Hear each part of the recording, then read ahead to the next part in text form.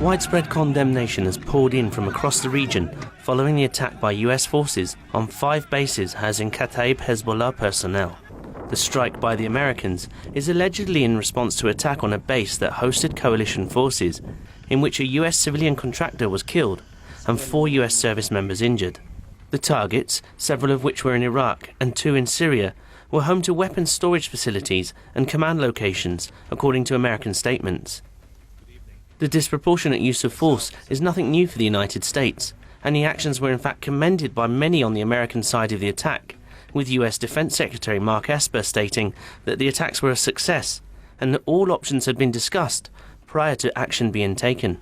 The Ministry of Foreign Affairs of Iran, however, was quick to point out that the US attacks were a blatant abuse of power, and that the true intentions of the US in fighting terrorism in the region is just a foggy cover for its malign goals, which have become ever more apparent in their actions in the region. Iraq was also quick to condemn the attack, with Iraqi Prime Minister Adel Abdul Mahdi calling the move a dangerous escalation that threatens the security of Iraq and the rest of the region. Others in Iraq have also criticised the US actions, with Asif al-Haq stating that it was time for the US to leave Iraq altogether, using every legitimate means within their powers to do so. I think that this is a very clear message by the United States that they're going to come up with any justification to stay within the country. Now, it's very typical for the United States not to provide any evidence of the accusations that they make against any country. Now, this goes very far back into the original invasion of the country, that being the allegation that there were weapons of mass destruction and that the country had posed a tremendous threat to its regional neighbors, based on the idea that they had these tremendous weapons in order to use.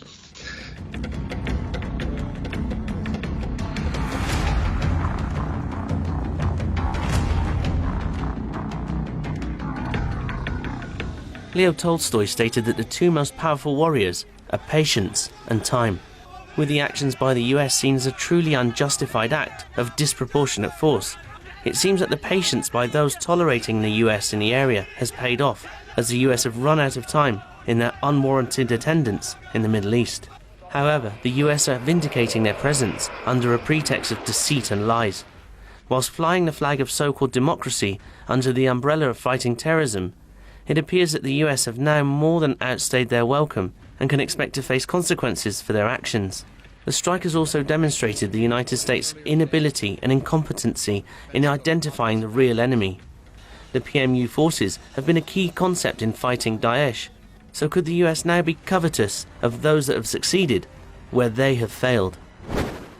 Many people have been very skeptical about the claim that the United States wants to remove ISIS from the world. The fact is that U.S. weapons keep ending up in the hands of the actual terrorist group itself, and this has led many people to be very skeptical of U.S. efforts.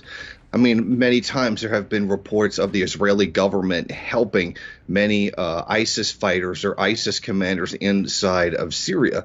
And in other instances, the U.S. carrying out actions that just very strangely managed to help a lot of the ISIS groups, including bombings inside of Syria, which actually allowed ISIS fighters in order to escape.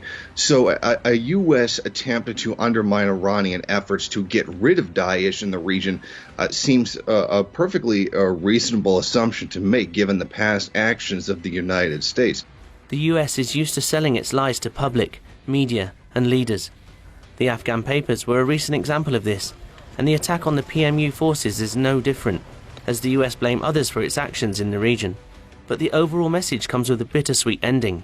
Although the loss of life by the PMU forces will no doubt be mourned, their revenge will be the laughter of their children, as the US retreat with their tails between their legs, as the message of peace prevails over conflict.